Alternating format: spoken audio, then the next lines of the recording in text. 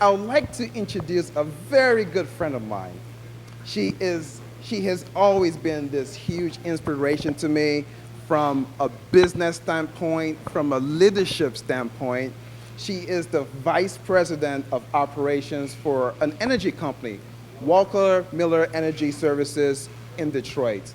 She's done such a fabulous job leading a major initiative for Detroit. In 2014, she was named one of the top 40 under 40 by Crain Detroit magazine. She's accomplished so much. It's such a huge honor and pleasure to even know her. She's opened so many doors for me. And with that, I would like to introduce you to Miss Melanie Steele. Please, a round of applause for her. My name again is Melanie Steele. Thank you. I'm very honored to be here to just really speak to you about my story. I started running a mortgage company back in the 90s, late 90s. I kind of just got out of college. You know, I was trying to find my way, figure out what I wanted to do. So one of my friends owned a mortgage company, and he asked me to join his practice.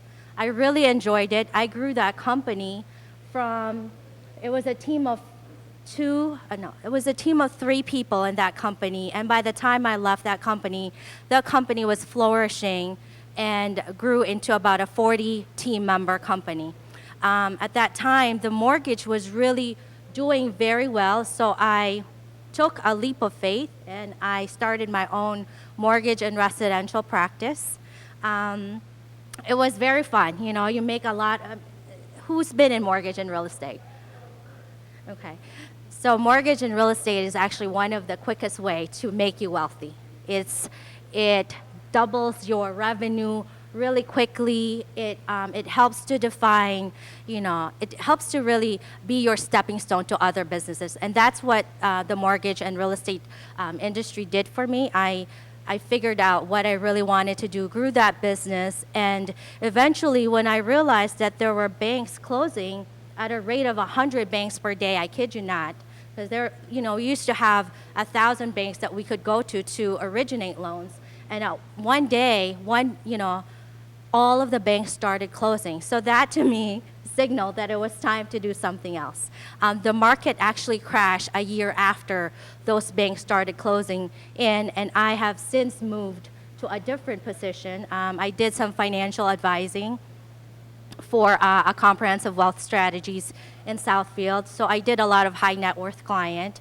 It was fun because you're dealing with a lot of wealthy people, but it was also not fulfilling because they were already rich. You know, you couldn't really help them to a point where I could help a normal person and attain their goals and their dreams through wealth management. So I started trying to kind of figure out what I wanted to do next. Like what's next for me. And what I did was I just followed the legislation. Governor Jennifer Granholm then was talking about, I don't know if you guys remember, industry, film, health, energy, and one more, and technology. So I kind of gravitated towards energy. I thought that I wanted to build and sell wind turbines. I thought that the opportunity for wind turbines up here by the thumb was really good. So I was going to kind of like track that industry and see where it would take me. Most of the things that I do because I have a gut feeling on something. And that's really like one of the foundational things that I've learned about me this year was that we all have it, right? We all have this gut instinct that tells us to kind of go this way or that way or not do something. We just don't really listen to it. Because it's so still. But when we're too busy doing and trying too many things, you know, that voice gets really lost in the back and you don't hear it. So I did some energy work. One of my good friends was already in energy, who's our president and CEO right now. That company in 2009 was also suffering similar things that was happening all around the world, right? The economy was going down, you know, people were losing jobs, your money, which was worth your 401k, which is, 400,000 is now maybe 50,000. I mean, everything was losing value. And here we are trying to put together a company that would hopefully define who we're going to be in the next coming years. It took a lot of, it took a lot of hours. It took a lot of knocking on doors. I mean, you can't really, when you're looking for business, you can't be shy about asking for business. And when you ask for business, you can't just ask for business. You have to actually close the business so that you could get your revenue. So that year in 2009, it was clear as day. We were putting in 100 hour. It's not normal for our families. We're on the sidelines. We were putting together a plan to define what energy efficiency is going to be. We were actually supported with one contract. It was a DTE contract that we have, and it was just the two of us trying to figure out what to do and knocking on doors, asking for business, and and having that conviction that this is what you really want to do, took us through this storm. We have since started in 2009, it was the two of us. In 2010, we saw the growth kind of like starting to happen again in energy efficiency. We took classes that we needed to take. We self-performed all of the jobs that if you need to take out the trash, we took out the trash. If you need to meet and take out a CEO, you do the same thing. So there was no difference in terms of what you do. You can't be ashamed to pick up the trash or to do something else. That's really one of the things that if you walk away from this conversation that we're having now, it's for you to not have any fear. Fear that someone else is going to judge you, or fear that, you won't be able to do it because you only have limited resources. I've seen people with no resources change their lives with millions of dollars. So it's not impossible. And if it's possible for them, we all have the same gift. It's possible for you.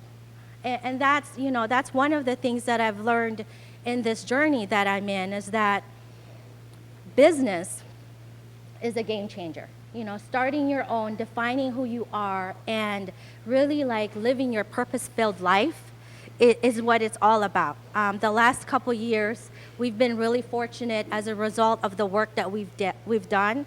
In 2009 and 2010, we've been recognized by Habitat for Humanity as a Community Partner of the Year. We do a lot of work with Habitat for Humanity.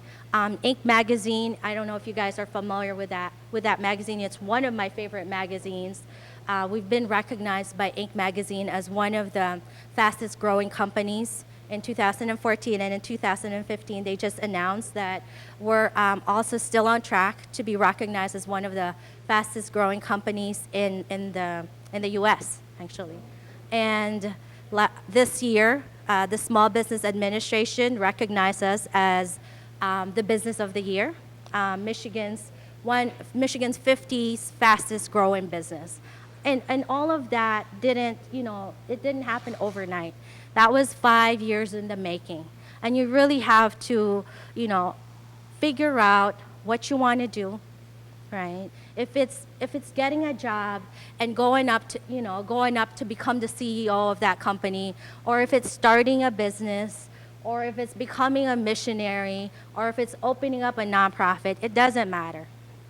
What only matters is that you know what you want to do, and you have a plan that you're going to work to make it happen, okay? It's really important to not just dream.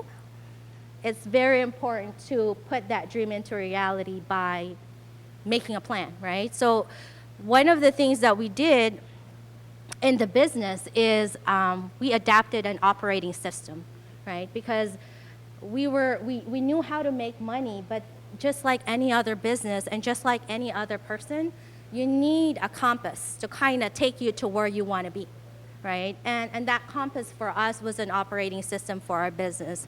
We've adapted that compass. It's called EOS, Entrepreneurial Operating System. We have a coach. We understood that sometimes beyond yourself, you can't do it. You need a good support group. You need an accountability coach. you need a good friend that believes in the same things that you believe in, or you just need a person that's going to really kind of like, hold you to what you say you're going to do, right? And for us, that was the EOS system. We've established it in 2010, and that's kind of really what helped to propel our growth to where we're at. We were losing money in 2009. I think we were bleeding money out, okay? And in 2010, we made some significant gains in revenue. In 2011, we doubled that revenue. And in 2014, we actually ended up quadrupling that revenue. So to a point where we're on track to actually double our revenue again. We were at a $0 company in 2009 because we were losing money. We're on track to make $6 million this year. It's a great comeback story, not only for us, but for the city of Detroit. We were there when no one wanted to be in the city.